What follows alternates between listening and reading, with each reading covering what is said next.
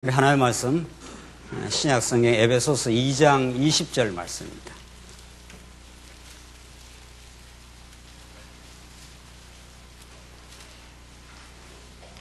차이신 줄 알고 봉독 드리겠습니다.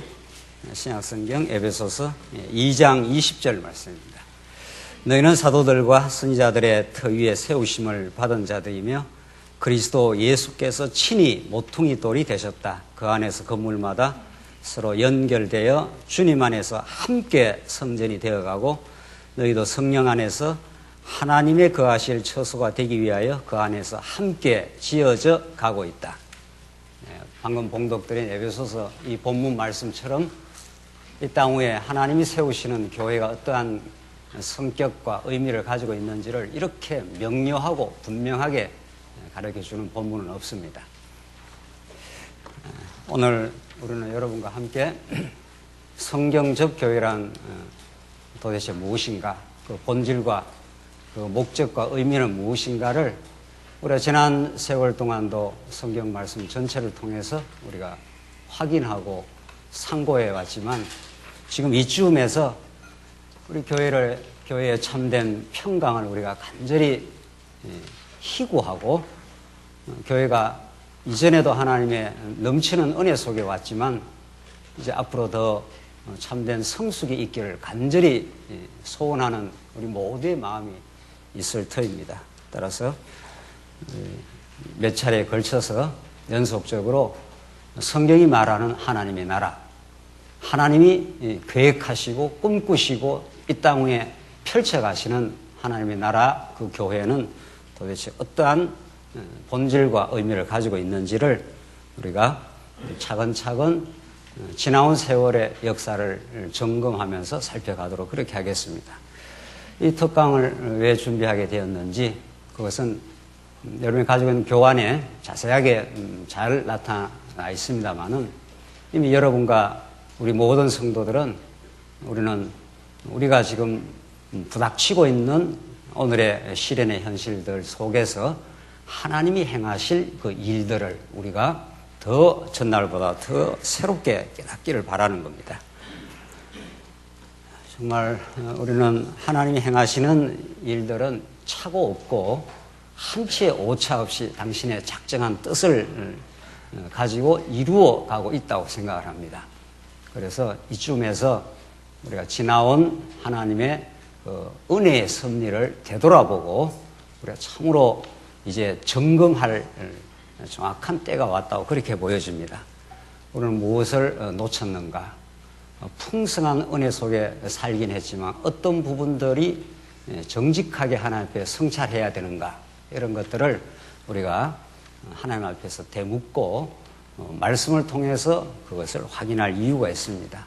그래서 여러 차례 연속되는 특강 속에서 우리는 하나님 앞에 오늘의 현실을 되물을 이유가 있다고 그렇게 생각이 들어서 간절히 기도하는 마음으로 그렇게 하나님 앞에서 오늘의 이 진행의 본질적인 의미는 무엇인지 우리는 그렇게 물을 이유가 있습니다. 이런 오늘의 우리의 자리매김과 앞으로의 향방을 우리는 점검하기 위해서 교회사적인 이해를 우리는 절실하게 필요로 합니다.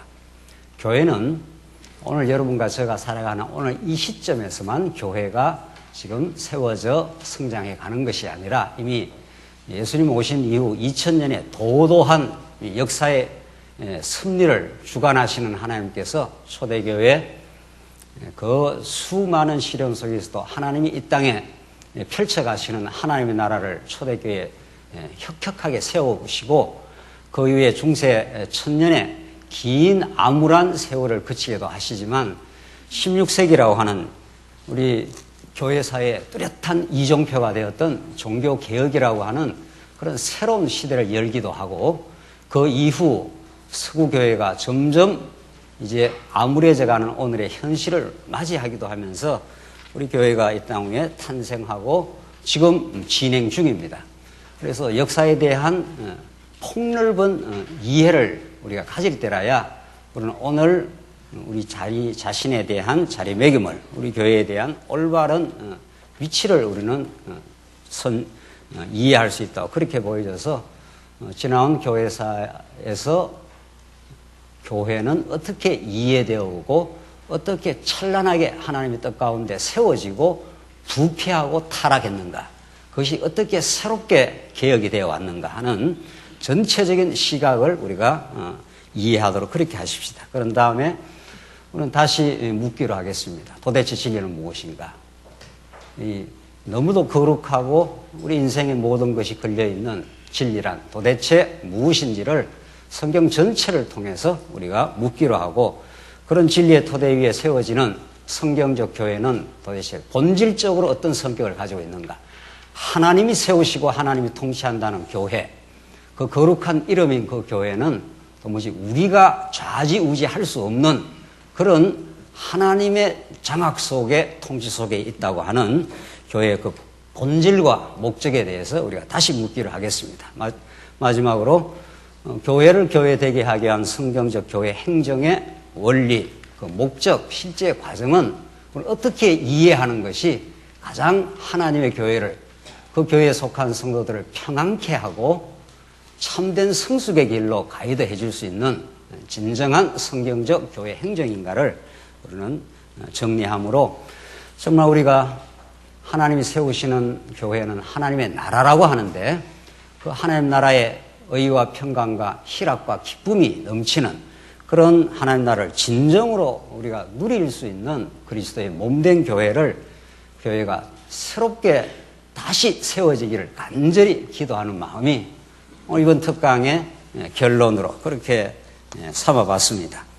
그런 기도하는 마음으로 우리가 말씀을 통해서 차근차근 이제 지나온 세월을 점검해 보도록 하겠습니다. 첫째, 이제 전체 목차 흐름이 그렇게 되어 있고, 첫째, 왜 이 특강을 준비하게 되었는가?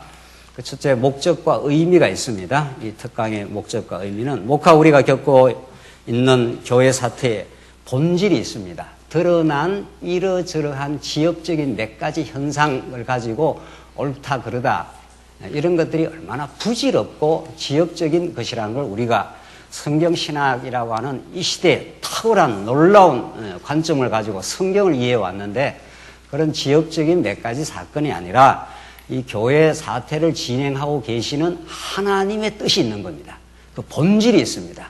지금 드러난 어떤 표피적인 사건이 우리에게 중요한 것이 아니라 이것을 진행하고 계시는 하나님의 거룩한 뜻이 있는데, 그 본질을 올바르게 진단하고 성경적 이해를, 우리가 이 사태에 대한 성경적 올바른 이해가 꼭 필요합니다. 그럴 때라야 하나님이 허락하신 성경적 비전을 우리가 가지고 우리는 전진할 수 있을 겁니다. 그래서 일희일비하면서 드러난 몇 가지 사건을 가지고 힘들어하고 또 뭔가 뜻대로 되는 듯 하면 좋아하는 그런 부박한, 천박한 우리 신앙생활은 아니라는 것이 우리가 지금까지 깨달아온 진리의 깊이와 넓이입니다. 따라서 왜 하나님께서는 이 교회의 진통과 시련을 허락하신가를 정직하게 이제 물어야 합니다. 하나님이 허락하신 일이기 때문에 하나님의 뜻이 있다는 거죠. 그래서 하나님은 무의미하게 이 사태를 진행하지 않습니다. 하나님의 능력과 그 권능과 그 자비하심을 전날보다 더 깊이 깨닫게 하고 우리에게 가르쳐 주시려는 뜻이 있다는 겁니다. 그래서 이 교회의 진통과 시련을 허락하시는 그 뜻을 물어야 합니다. 우리는 이제 그 성경적 의미와 신앙적 해답을 우리가 본질적으로 성경 전체를 통해서 복음의 진리에 의해서 확인하기 위해서 우리는 하나하나 우리가 점검해 가도록 그렇게 하십시다. 이 페이지를 보시면 교환을 다 하고 계신 걸로 보여지는데, 이 페이지 보시면 제일 위에 하나님께서 이스라엘 백성들을 하나님이 약속의 땅 가나안 땅을 이제 허락하셔서 하나님이 여호와의 그 영광을 드러내시는데, 하나님은 아브라함에게 가나안 땅을 주기로 약속을 갈대아 우리에서 이미 건져내십니다. 그래서 하나님이 마침내 가나안 땅을 주셔서 그 가나안 땅에서 하나님을 누리고, 우리 신약적으로 말하면 그게 하나님의 나라인데, 하나님이 통치하는 하나님 나라에서 정말 평강과 기쁨을 누리게 하시려고 약속을 하시는데, 그 땅을 그냥 주지 않습니다. 그냥 주면은 그것이 얼마나 놀라운 하나님의 은혜인지를 이스라엘 백성이 모르기 때문에 애굽으로 집어넣어 버립니다. 그래서 400년 동안이라고 하는 기가 막힌 그 고난의 세월을 400년이 장난이 아닌 거죠. 400년이라고 하는 애굽의 종살이를 하나님이 시킨 다음 너희들 힘으로는 절대 못 나와. 내가 약속하고 내가 성취하는 나의 능력과 신실함으로 너희가 나올 수 있어. 그래서 홍해바다로 딱 인도해서 아무도 스스로의 능력으로 나올 수 없게 하신 다음 홍해를 가르시는 하나님의 역사. 그래서 홍해바다에서 해방시키는. 그래서 이스라엘은 그때라야 하나님 여호와가 용사이셔서 우리를 이 땅, 새로운 땅으로 우리를 해방시켰다고 찬양을 만들어내시는 분입니다. 그렇게 그쯤 하나님의 여호와의 권능과 자비하심을 보여줬으면은 그냥 열흘 길만 하면, 줄 잡아서 열흘 길만 하면은 홍해길에서 가나안 땅으로 인도될 수가 있습니다. 하나님 그렇게 하지 않습니다. 그때부터 이제 본격적인 하나님의 교육과 훈련이 시작되는 광야라는 것이 도사리고 있고 40년 세월이라고 하는 그 불순종과 어리석음과 폐기함과 목이 곧은 이스라엘 백성들을 새롭게 거룩한 자손으로 하나님이 담금질하시고 만들어 가시는 하나님의 여호와의 권능이 있는 겁니다. 그래서 광야에서 시내산 언약을 이제 주시는데 그 여러 내용 중에 시내산 언약 가운데 성화규례라는 게 있습니다. 성화규례 레위기서에 나오는 말씀인데 거기에 문둥병, 유출병이라는 게 있습니다. 그래서 문둥병에 걸리면 네 스스로 진단하지 마 그럽니다. 이 문둥병이 처음 발병을 하면 이게 단순 피부병인지 진짜 문둥병인지를 잘 모릅니다. 레위기서에 그렇게 되어 있습니다. 그렇기 때문에 이걸 스스로가 진단, 자가 진단이라는 게 그렇게 위험하다는 겁니다. 그래서 다 전문가가 있는 거 아닙니까? 의사 선생님들이 오랜 동안 공부하고 오랜 그 클리닉에서 임상 실험을 거치면서 이게 진짜 단순 질병, 피부병인지 심각한 이제 문둥병인지는 그 전문가가 정확하게 진단을 해준다는 겁니다. 그런데 우리가 전문가도 아닌 사람이 이거 뭐 문둥병 아닐 거야 이렇게 살다가는 진짜 딱딱 문둥병 걸리면은 이제 회복도 안 된다는 겁니다. 그때 구약에는 그런 의사가 있는 게 아니라 제사장한테 가 이렇게 말합니다. 왜 그렇습니까? 그게 무슨 복음적 의미를 가지느냐 말이죠. 제사장한테 가야 제사장이 정확한 그 병의 그 징후를 보고 병의 본질을 정확하게 진단을 해줍니다. 어떤 문제 사태가 생겼을 때 문제 사태에 대한 정확한 이해와 진단이 없이 그렇게 처방을 막 갖다 대면은 그걸 우리는 돌팔이라 하는 겁니다. 돌팔이가 위험한 것은 그 병을 고치는 게 아니라 점점 더 악화시키게 되어 있습니다. 그래서 제사장한테 가라는 겁니다. 그러면 제사장이 그 병이 왜 생겼고 병의 본질이 무엇이고 어떻게 해야 병이 치유될 수 있다는 걸 정확하게 제사장이 진단을 해줍니다. 우슬초로 바르고 어떻게 처방을 하고 우선 진 밖으로 내보내고 그리고 다 깨끗하게 회복을 시켜서 다시 진 안으로 돌려보내는 그 치유의 시간과 방법이 레위기서에 자세하게 걸쳐서 나와 있습니다. 이 말이 무슨 말을 우리에게 시사를 하고 있습니까? 오름지기 오늘 교회의 사태에 대한 복음적이고 정확한 성경적인 진단이 하나님 앞에서 하나님의 복음의 원리에 비해서 정확하게 떨어지지 아니하면 섣불은 이래야 된다, 저래야 된다, 저렇게 하면 되겠다, 이렇게 하면 되겠다는 것이 지금 돌팔이 수준에 얼마든지 진단이 될 수 있고 그것은 점점 더 병을 악화시킬 수 있다는 겁니다. 그래서 우리는 구약의 말씀을 따라서 우리가 겪고 있는 이 아픔, 이 시련, 진통, 여러 표현이 가능한데 이런 것들이 이제 하나님 앞으로 우리는 우리의 영원한 제사장 되신 예수 그리스도 앞으로 이걸 정확하게 들고 나가서 하나님 이 사태를 어떻게 이해해야 됩니까? 이렇게 우리는 물어봐야 되는 겁니다. 그래서 두 번째 이제 점검과 성찰이 필요한데 성경적 교회 행정의 방향을 올바르게 우리는 잡아가기 위해서 이제 우리는 지나온 역사, 즉 성경 신학을 표방하고 성경 말씀 운동이라는 기치를 걸고 우리는 그렇게 복된 역사를 끌어왔는데 그걸 이제 총체적으로 점검할 이유가 있습니다.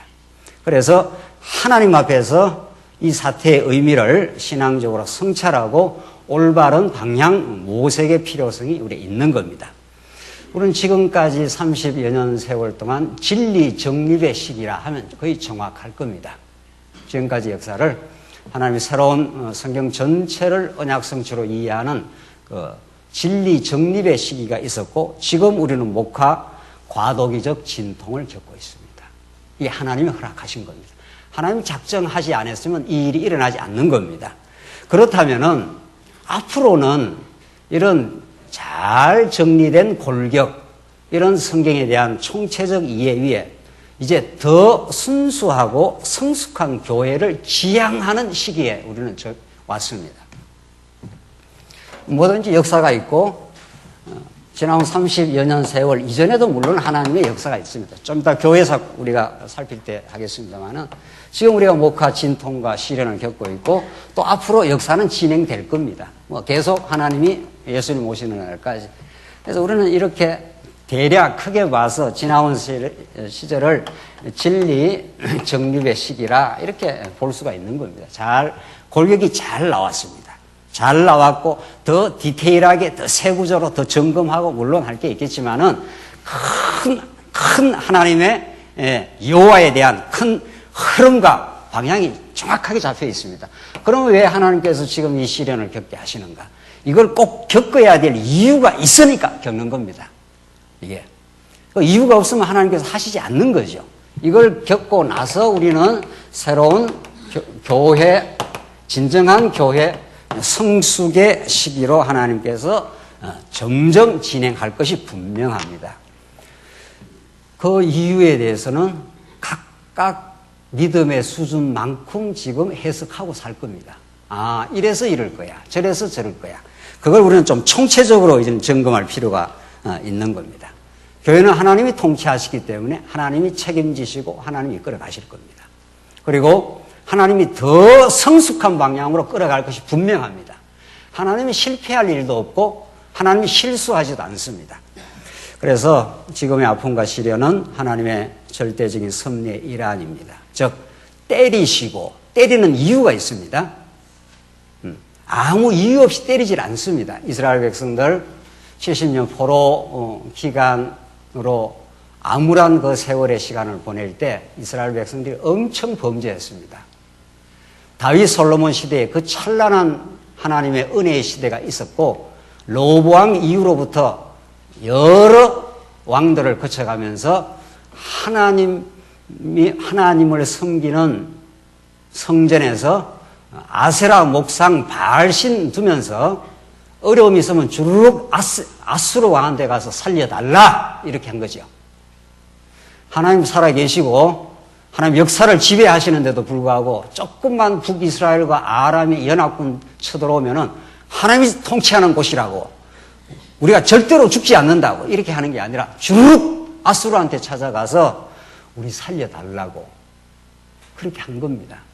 그런 이스라엘 백성들의 폐괴, 모기고덤, 범죄 그걸 하나님께서 선지자들을 보내서 통렬하게 지적하시고 너희들 무너져 한번 깡그레 없이 한번 무너질 거야. 그리고 이제 70년 이제 포로 생활을 하게 돼. 그게 이사야, 예레미야의 통렬한 외침이었습니다. 그러나 하나님 너희를 아주 버리진 않아. 내가 약속한 백성이고 내 사랑하는 아들 같고 내 사랑하는 내가 약속해서 허락한 나라이기 때문에 한번 때리기는 하지만 반드시 70년 깨달음의 시간, 낮아진 시간, 그래서 하나님 앞에 부복하는 시간을 거쳐 다시 내가 회복할 거야. 이게 선지서들의 동일한 외침들이었습니다. 그래서 하나님께서 우리를 때리십니다, 지금. 잘 때릴 때 맞는 것도 참 중요합니다. 맞는 것도 맞을 때 저항할 수도 있고 반발할 수도 있고 이제 정말 하나님께서 우리에게 지혜를 주시다면 하나님 내가 맞을 이유가 있습니다. 이렇게 잘 맞는 것도 하나님 주신 선물입니다. 그래서 하나님이 때이시면 맞고, 그래서 하나님 우리가 이런 것들이 참 부족했습니다. 우리는 참 좋은 하나님의 진리 체계를 주신 건 사실입니다. 그러나 우리가 지금 이걸 겪고 가면서 무언가 우리가 되돌아볼 부분이 있습니다. 그래서 하나님 앞에 더욱 낮아져서 하나님의 옳은 영광만이 드러나는 하나님의 교회를 하나님이 세우실 걸 우리가 소망하고 기도하며 그렇게 우리는 이 특강을 준비했습니다. 그래서 우리는 참으로 지금 기도가 필요합니다. 하나님이 세우신 교회인데 큰 어려움이 있습니다. 우리 성도 간에 참 큰, 우리가 부정할 수 없는 이런 아픔이 있네요. 이게 왜 이렇게 됐습니까? 이렇게 이 기도가 필요합니다. 그걸 위해서 우리는 지나온 역사를 이제 살펴봐야 합니다. 그리고 진리에 대해서 다시 묻기로 하고, 교회는 어떤 본질을 가지고 있는지 또 묻기로 하고, 교회 행정은 교회를 세워가는데 어떤 역할과 자리매김을 해야 하는지를 우리는 다시 묻기로 합니다. 그래서 교회가 궁극적인 목적이 무엇인지를 우리는 다시 한번 말씀을 통해서 점검하기 위해서 교환에 있는 아래와 같은 주제들에서 우리는 새롭게 묻기로 하겠습니다. 복음 진리, 하나님 여호와 그 아들 예수 그리스도의 영원한 가치가 있습니다. 우리는 그것뿐입니다. 그 이하의 모든 질문들은 그거 하나를 새롭게 깊이 있게 깨닫게 하기 위해서 이 모든 우리 인생과 역사와 우주의 운행을 하나님께서 지금 허락을 하신 겁니다. 복음 진리 하나, 우리 여호와 하나님에 대해서, 예수 그리스도에 대해서 전보다 더 본질적이고 심도 있게 하나님께서 깨닫게 하기 위해서 이걸 주셨다는 겁니다. 두 번째, 성경신학의 올바른 자리매김입니다. 성경신학은 얼마나 소중하며 그 적확한 자리는 무엇인가? 이것을 우리는 이제 묻기로 하겠습니다. 세 번째, 지나온 역사에 대한 하나님의 주권을 우리는 인정합니다. 어떤 것도 머리카락 하나도 하나님이 허락하지 않으면 빠지질 않습니다. 날아다니는 참새 하나도 하나님이 허락하여 떨어지는데 지나온 모든 역사에 하나님의 주권이 배어 있대. 이제 정직한 우리 신앙의 자기 점검과 성찰이 필요하고, 네 번째, 인간이 얼마나 연약한가, 인간이 얼마나 자기중심적 재성으로 머리끝에서 발끝까지 똘똘 뭉쳐 있는가. 오늘 박근혜 사태는 우리들에게 너무도 잘 보여줍니다. 그는 권좌에 올랐습니다. 한국의 역사를 마음대로 주무릴 수 있는 권좌에 올라온 사람인데도 불구하고 그는 너무도 불안한 겁니다. 그래서 옆에 신통력을 발휘하는 무당 같은 한 사람이 이렇게 해, 저렇게 해라고 지시를 해줘야 마음의 평안을 누리는 사람입니다. 우리는 박근혜 대통령은 그렇게 뭐 정치적으로 이야기하는 게 아니라 본질적으로 인간이 그렇게 연약하다는 겁니다. 큰 소리 치는 사람일수록 자기의 허약함을 캄프라치 치기 위해서 큰 소리를 친다는 겁니다. 인간이 그렇습니다. 하나님이 안 붙드시면 아무리 많은 물질을 모으고 있어도, 아무리 권좌에 올라와 있어도 불안하다는 겁니다. 이게 인간입니다. 그래서 인간이 얼마나 연약한지, 하나님 안 붙드시면 마른 막대기만도 못한 존재인지, 여러분과 제가 이만큼 신앙생활을 하는 것은 하나님 넘치는 은혜입니다. 지금도 하나님이 우리를 붙들고 있어서 오늘 이렇게 교회 당회까지 나오게 되고 하나님을 지금 기억하는 은혜 속에 있습니다. 그리고 성도가 얼마나 소중한지를 우리는 다시 묻겠습니다. 우리는 작금의 사태 때문에 수많은 성도들이 교회를 나오지 못하고 지금도 방황하고 있는데, 그 성도는 하나님이 말씀해 준 대로 천하보다도 더 귀한 한 영혼이 천하보다 더 귀하다고 그렇게 말하고 있습니다.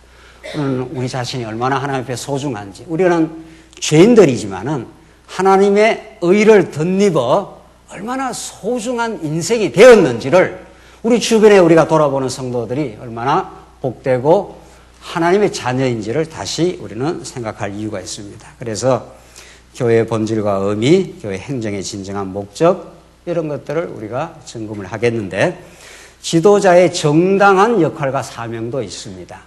그리고 성도님들의 올바른 역할과 사명도 있는 겁니다.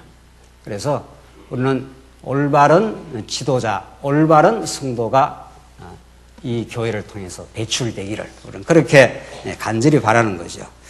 그래서 우리 신앙인은 자신이 섰다고 생각할 때가 가장 위험할 때입니다.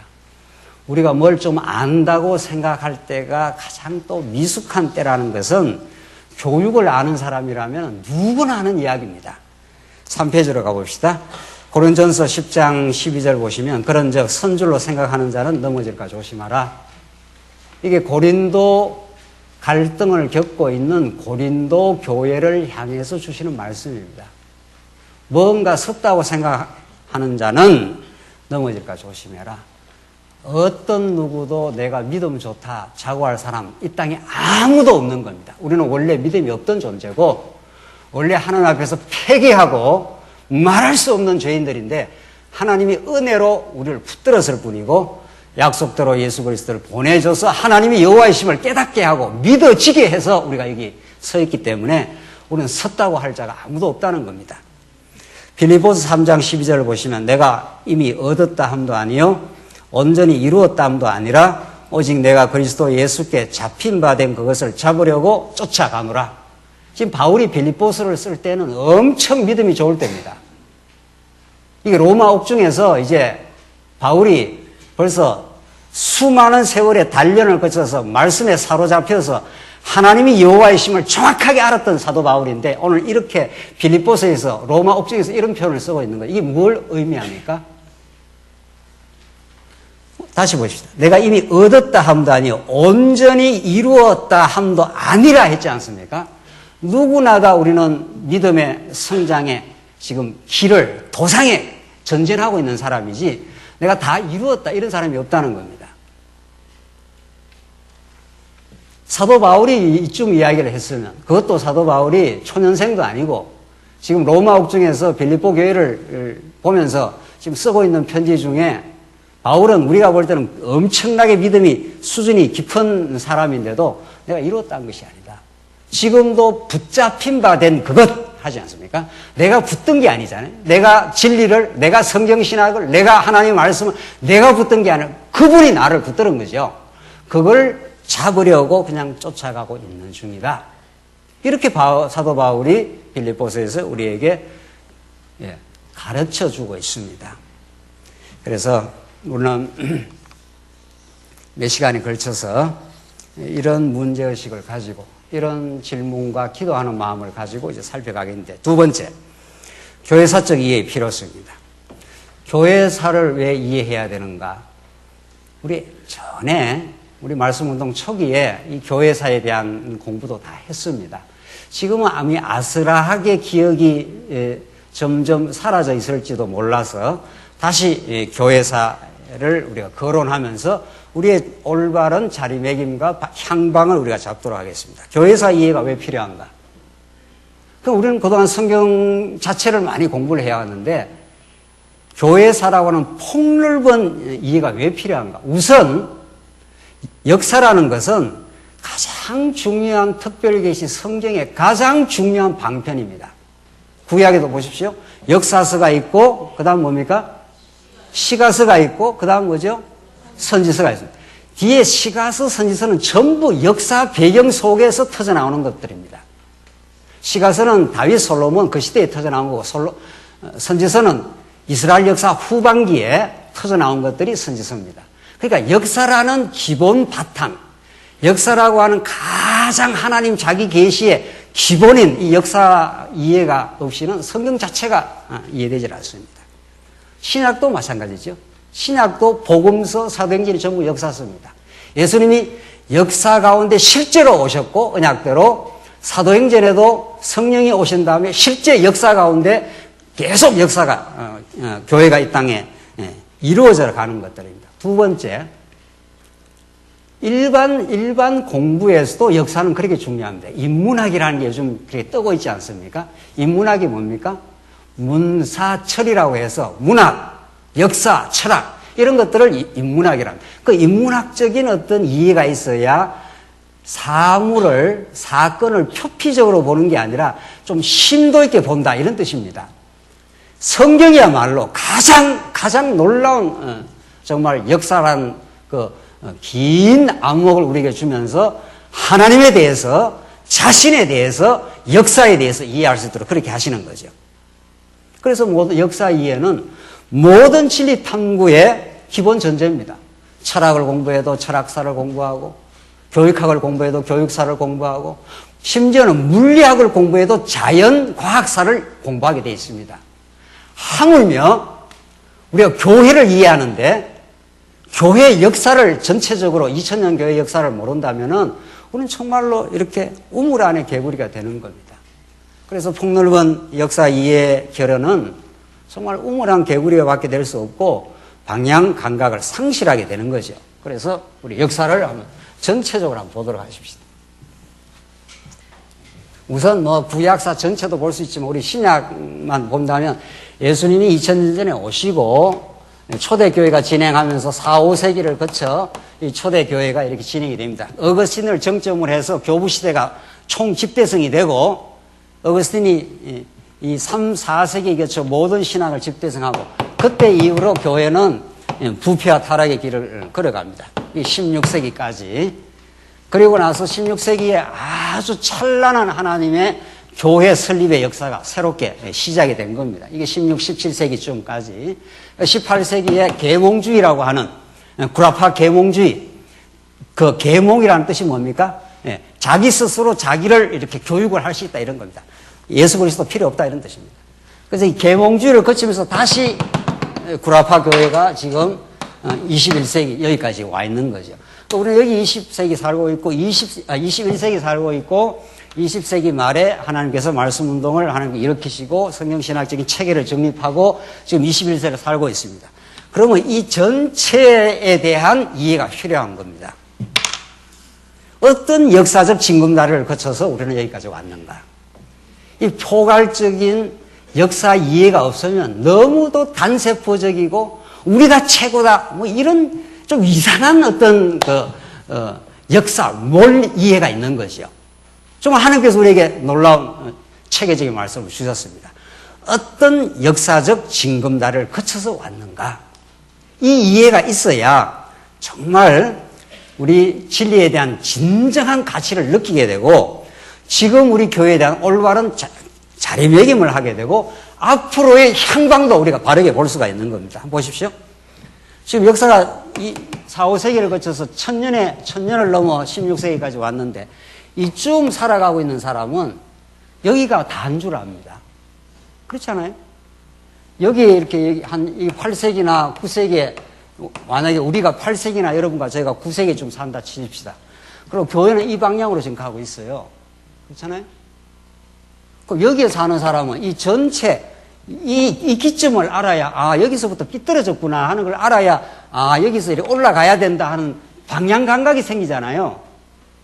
그런데 이전의 역사를 모르고 이 시점만 이렇게 살고 있는 사람은 방향이 지금 엉터리 길로 가고 있는데도 그걸 잘 가고 있다고 보는 거죠. 그래서 우리는 폭넓은 역사 공부가 꼭 필요한 겁니다. 그래서 모든 진리 탐구에 먼저 대학원에 가면은 첫 학기가 전부 교육사, 철학사 이렇게 공부를 시킨다는 겁니다. 이 공부가 어디서부터 지금 진행되어 왔느냐, 이런 거죠. 그런 총체적인 역사의 폭넓은 이해가 있어야 깊이 있게 이해를 하게 되는 거죠. 이 전체에 대해서. 그렇잖아요. 그래서 초대교회사가 있었고 예수님 오시고, 우리만 지금 이렇게 교회가 세워진 게 아니잖아요. 우리 주변에도 교회가 있잖아요. 벌써 100년 전에도 교회가 있었잖아요. 2000년 교회도 혁혁하게 교회가 있었습니다. 살아있는 교회가 있었어요. 성령이 오셔서 사도 바울을 통해서 그 당시에 그런 교회가 있어 왔다. 그래서 정말 이쯤에서 우리가 폭넓은 교회사에 대한 안목과 지혜를 우리가 가지고 있어야 우리가 지금 겪고 있는 이 사태에 대한 정확한 자리매김도 하고 우리가 나아갈 방향에 대해서도 우리가 이해할 수도 있다, 이렇게 보여집니다. 그래서 지금 성령의 주권적 역사에 의해서 순수한 교회 설립의 역사적 사례들이 너무도 많습니다. 우선 초대교회를 보란 말이죠. 초대교회를 이게 사도시대 그리고 속사도시대까지만 해도 굉장히 교회가 순수했습니다. 그리고 요 교회가 딱 타락하는 저음 가면 그걸 교부라 그러잖아요. 교부. 그러니까 사도시대, 속사도, 그 다음 여기 3세기, 4세기 지나가면서 교부 시대를 지나고 교황 이렇게 되잖아요. 그러니까 이 시대, 사도, 속사도 시대까지는 교회가 굉장히 순수했습니다. 이때가 엄청난 로마의 탄압이 있을 때 카타콤을 한번 가보십시오. 나중에 기회가 되면. 근데 사람이 사는 곳이 아닙니다. 지하에. 그 사람들 키가 너무도 작았다고 합니다. 햇빛을 못 보고 그렇게 살아갔던 사람들, 지하에서. 그때 가장 교회가 왕성하고 순수했던 시대가 이때입니다. 이 사도시대. 그리고 속사도시대. 그리고 313년을 딱 거치면서 교부시대 거쳐가면서 이제 교황시대로 이제 전진을 한단 말이죠. 그래서 교회가 평안한 게 꼭 좋은 것도 아닙니다. 교회가 환경적으로, 물리적으로 이렇게 평온한 게 우리 신앙에 썩 좋은 것도 아니에요. 물론 그것도 하나님께서 주시는 어떤 선물이기도 하지만은, 자, 그래서 지금 지나온 역사 가운데 우리만 교회가 이렇게 세워졌다. 이런 자가당착적인 생각을 할 이유가 없는 겁니다. 하나님께서 교회를 순수하게 세워놓은 교회가 있습니다. 그 교회의 징검다리를 거쳐서 4, 5세기에 왔고, 그리고 하나님의 섭리 가운데 부패와 타락의 역사도 있고, 그리고 16세기라고 하는 이 치열한 16세기에 수많은 종교개혁자들이, 위건호들이, 프랑스 위건호들이, 칼빈주의자들이 로마 카톨릭에 의해서 세느강이 피로 다 물들었다고 합니다. 수많은 사람들이 화형당하고 죽고, 그리고도 하나님의 교회가 이렇게 왕성한 시기에 있었습니다. 그래서 우리는 오늘 우리 말씀 운동의 교회가 우리는 너무도 자긍심을 가지고 하지만은 지금쯤 와서는 우리가 역사를 돌아보고 우리가 하나님 앞에서 무엇이 미스했던 부분이 있었는가를 과거 역사를 통해서 점검할 이유가 있는 겁니다. 16세기는 너무도 찬란한 시기예요. 이게 하나님의 은혜의 선물의 시기예요. 오직 성경으로만 솔라 스크립추라 하는 오직 성경으로 이런 명제들이 여기 이때 다 나온 겁니다. 이걸 해석학적으로 증명을 자세하게 못했을 뿐이에요. 그러니까 이런 징검다리, 그러니까 1세기, 그리고 사도, 속사도, 이런 찬란했던 시기들, 그리고 어거스틴에 의해서 신학의 집대성, 그러나 어거스틴은 카톨릭적 요소도 있고, 우리 개혁신학적 요소도 있는 거예요. 은총도 강조했고, 잘못된 또 교회론도 강조한 거죠. 어거스틴은 두 요소가 함께 들어있습니다. 우리는 좋은 점을 이렇게 루터 칼빈이 어거스틴의 좋은 점을 수용하고 더 발전적으로 이제 해나간 거죠. 그렇게 이렇게 온 겁니다. 이렇게. 그래서 19세기 말 아브라함 카이프라든가 이런 다시 개혁주의를 부흥시키려고 했다가, 그러나 성경 전체를 볼 수가 없었기 때문에 그런 시도들이 좌초되고 또 실패를 거듭하면서 20세기가 지금 20세기 말이 온 거죠. 그래서 우리가 성경신학에 하는 좋은 하나님이 주신 선물을 지금 갖고 있는데, 그것이 하루아침에 등장한 게 아니에요. 이게 이런 역사적 징검다리가 다 있었고 하나님의 섭리 가운데 이렇게 왔기 때문에, 그렇게 역사를 이해해야 진짜 이 가치도 우리가 더 깊이 있게 안다는 겁니다. 그래서 우리가 우물 안에 개구리가 될 이유가 없잖아요. 폭넓게 역사를 보면서 정말 하나님 주신 선물이구나. 그래서 우리만 이렇게 교회가 세워져 가는 게 아니라 과거 역사 가운데 정말 하나님이 허락하신 우리 믿음의 구름 같은 믿음의 선진들이 있습니다. 그걸 우리 함부로 폄하하거나 함부로 훼손하는 것은 우리 자신이 그렇게 아직 긍정적이지 않다 이런 뜻입니다. 우리가 진짜 진리에 굳건히 서 있다면은 우리 믿음의 선진들이 어떤 정말 순교와 박해 속에서 진리를 지켜왔고 교회를 세워왔던가 하는 것을 통해서 우리는 벤치마킹할 이유가 있는 거죠. 그들을 보면서 끊임없이 살피면서 우리 교회가 겪고 있는 이 아픔과 시련은 어떤 부분들을 더 점검해야 될까? 이것은 근본적으로는 성경을 다시 봐야 되고, 그 다음에는 하나님의 보조자료인 지나온 교회사를 잘 살펴보면은 정말 성령 하나님께서 하나님의 영광만을 외치던 시대, 이게 초대교회, 우리 우선 그러니까 초대교회가 큰 한 모델이 되고, 두 번째는 16세기 종교개혁이 오직 하나님의 영광만을, 이런 종교개혁자들이 아주 치열했습니다. 하나님의 주권과 영광이라면 지옥을 보내도 내가 가겠습니다. 이게 16세기 종교개혁자들의 외침입니다. 이런 치열성이 우리에게 있느냐 말이죠. 하나님의 주권과 영광을 위해서라면 하나님이 지옥을 보낸다면 우리는 지옥도 갈 용의가 있습니다. 이게 종교개혁자들이 하나님의 영광에 불탔던 사람들입니다. 여러분들, 우리 정말 지금 우리가 이렇게 좋은 진리 체계가 정말 우리에게 진짜 양식이 되었고, 정말 하나님의 영광만을 위해서 우리가 살아가는지를 우리 교회사를 통해서 우리가 아프게 돌아볼 이유가 있는 거죠.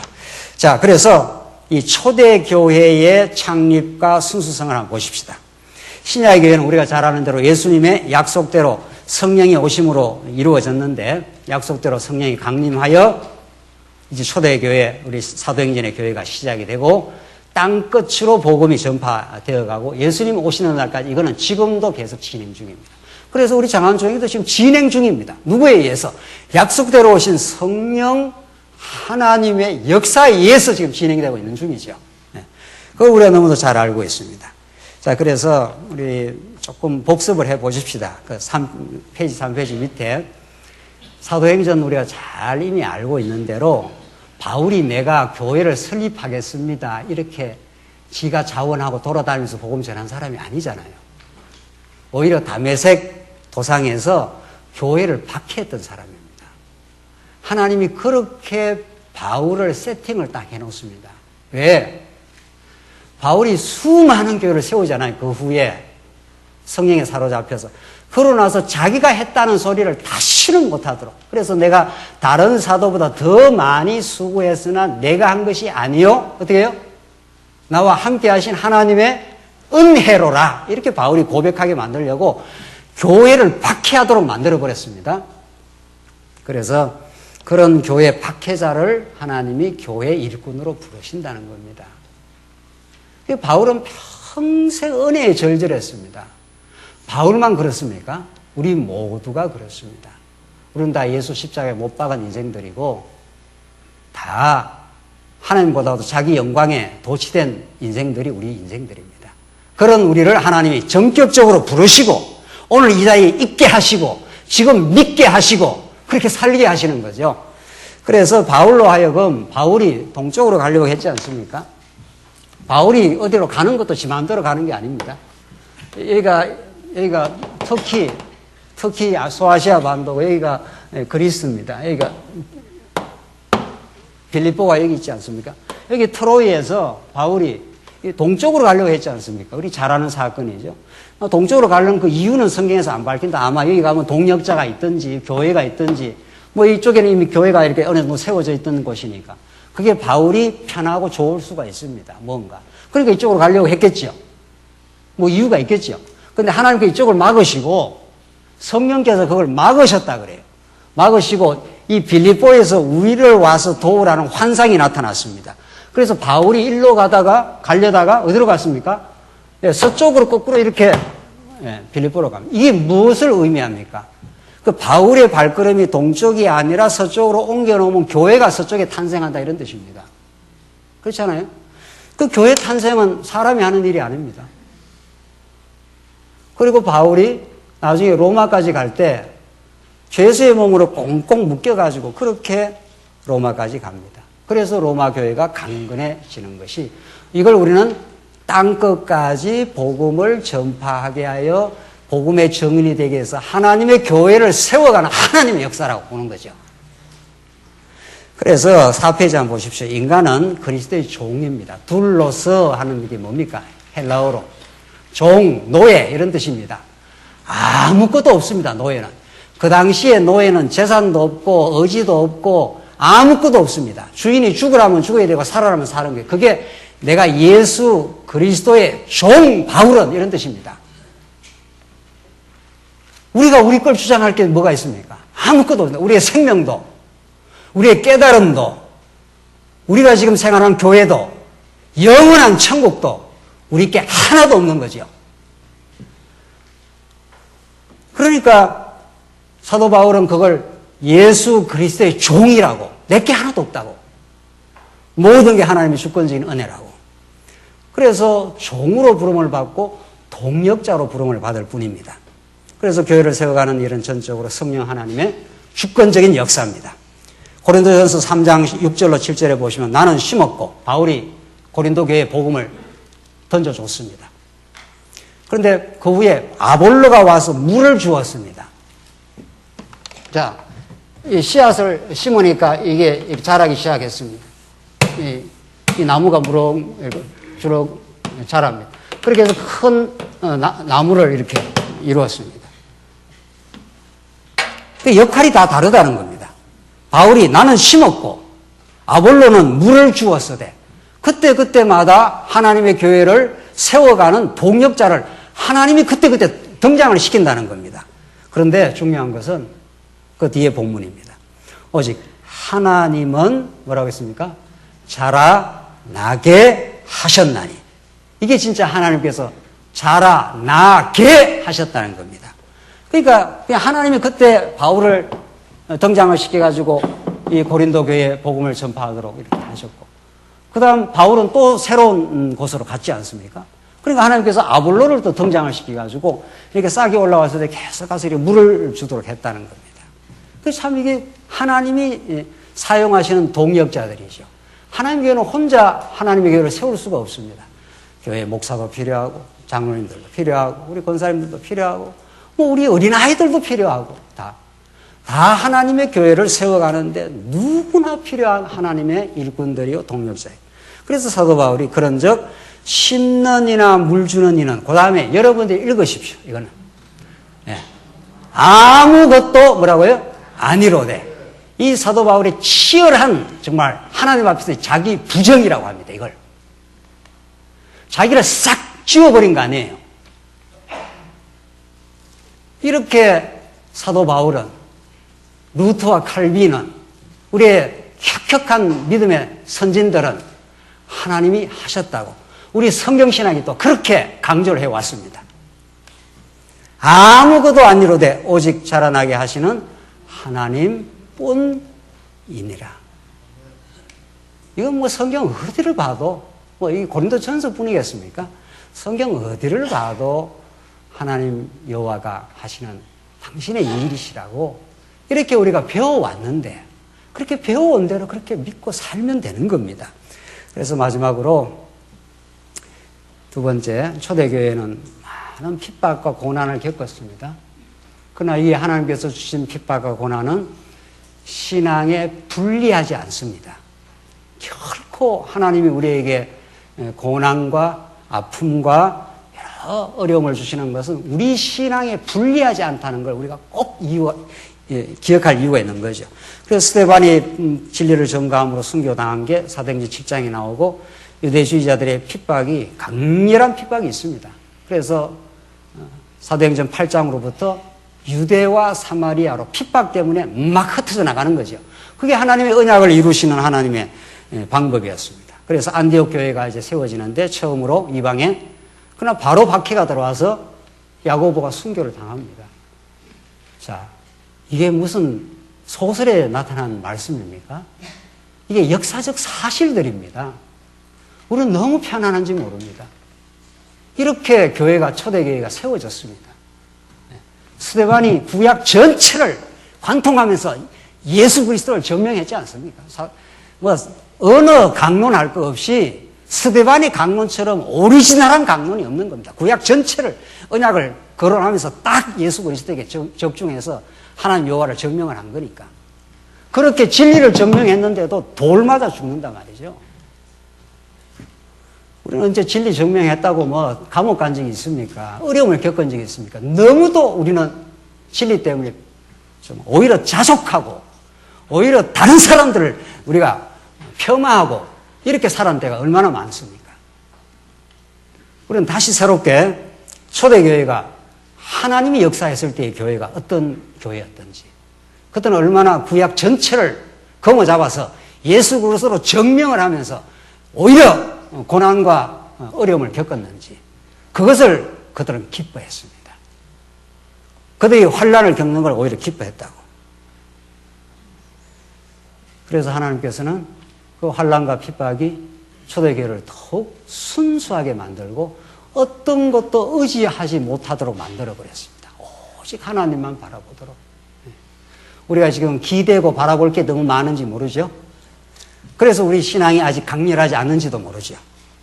그래서 무릇 그리스도 안에서 경건하게 살고자 하는 자는 핍박을 받으리라고 이미 바울이 예언을 해놨습니다. 그 예언의 성취대로 베드로도 엄청 고난을 당하고 바울도 참수당했다는 전설이 있고 스데반은 성경에서 정말 죽어버렸고 야고보는 목베임을 당했고 요한은 밤부숨에서 그렇게 고난당하다 죽었습니다. 속사도 하나 이야기를 하고 오늘 끝내죠. 성경에 나타나는 사도들은 너무도 우리가 성경을 잘 아니까 사도 요한의 제자 폴리갑이라는 사람이 있었습니다. 그건 바로 사도 요한 바로 직후의 사람입니다. 아까 전에 말씀드린 대로 속사도 시대 때가 이때가 아주 신앙이 건전했을 때입니다. 교회사에서 나오는데 총독 게르마니쿠스가 재판정에 섰습니다. 이제 폴리갑을 딱 묶고 나왔습니다. 이제 불만 그어버려라 하면은 그냥 불태워 죽여버리는 화형장입니다. 재판관이 폴리갑이 노인임을 생각하여 너 고문과 죽음을 당하느니 마음 돌이켜라 이렇게 충고를 했습니다. 이때 폴리갑이 총독에게 말했습니다. 나는 이제 그 재판정에서 증언을 하는 겁니다. 내가 86년 동안 그분을 섬겨왔는데 그분 예수 한 분을 섬겨왔는데 그동안 그분은 한 번도 나를 부당하게 대우한 것이 없어. 그분은 나에게 너무도 신실했습니다. 그가 한 번 나를 부르고 그의 넘치는 은혜와 사랑 속에서 내가 86년을 살아왔습니다. 이 말. 그가 나를 부당하게 대우한 적이 없는데 그런데 내가 어떻게 나를 구원하신 나의 왕을 모독할 수 있느냐? 나를 불질러라. 죽여라. 이런 말이죠. 그래서 장렬하게 죽어버렸습니다. 그것이 오히려 더 교회를 생생하게 힘차게 만들었던 초대교회의 살아있는 생생한 역사입니다. 오히려 이 속사도 교부 시대를 지나서 313년에 밀라노 칙령이라는 게 있습니다. 밀라노 칙령. 이때 어거스틴 바로 직전 4세기 초 313년 이거 기억하십시오. 밀라노 칙령에서 지하에 있던 교회를 콘스탄틴 황제가 다 공인을 해줬습니다. 우리는 세상으로부터 공인을 자꾸 받으면 그게 좋은 줄 아는데 그렇지 않습니다. 오히려 교회는 세상과 싸울 때가 많았고 핍박을 받을 때 그때가 교회가 순수했습니다. 밀라노 칙령에 의해서 국가적 공인을 받고 지하에 있는 교회가 전부 이제 햇빛을 보고 올라왔습니다. 그때부터 타락의 길을 갑니다. 교회가 평안하고 사람 많이 모이고 물질 많이 모이니 그때부터 교회가 점점 타락의 길로 갔습니다. 이게 중세 거칠 것 없는 중세 부패와 타락의 길로 하나님께서 그렇게 잠재웠던 시기가 1000년을 넘는 시기. 그러나 다시 성경으로 다시 오직 하나님의 영광으로 예수 그리스도 한 분만이 우리의 인생의 모든 것이라고 그러는 그로부터 믿음도 선물로 교회도 선물로 하나님이 주신 것이라고 그렇게 하나님의 교회를 우리 지나온 역사 믿음의 선진들은 치열하고 복되고 행복한 정말 하나님 나라 누림이 그 고난 속에서 있었습니다. 하나님 우리 교회사를 다시 한번 점검하면서 하나님 우리에게 주시고자 하는 깊고 넓은 뜻이 있을 겁니다. 기도하십시다. 자비하신 하나님 아버지 은혜를 감사합니다. 하나님이 작정하신 뜻 가운데 한치의 오차 없이 우리에게 여러 일들을 겪게 하십니다. 이것이 우리 모두를 하나님 낮아지게 하시옵소서. 우리가 의로워서 우리가 잘 깨달아서 이 말씀을 깨달은 것이 아니라 하나님의 넘치는 이 시대를 새롭게 하기 위해 우리를 정말 하나님 앞에 은혜의 영광만을 노래 부르게 하기 위해서 부르심을 알고 우리가 새로운 참된 우리 교회가 치유되고 성숙되게 하시옵소서. 예수님 이름으로 기도하옵나이다. 아멘.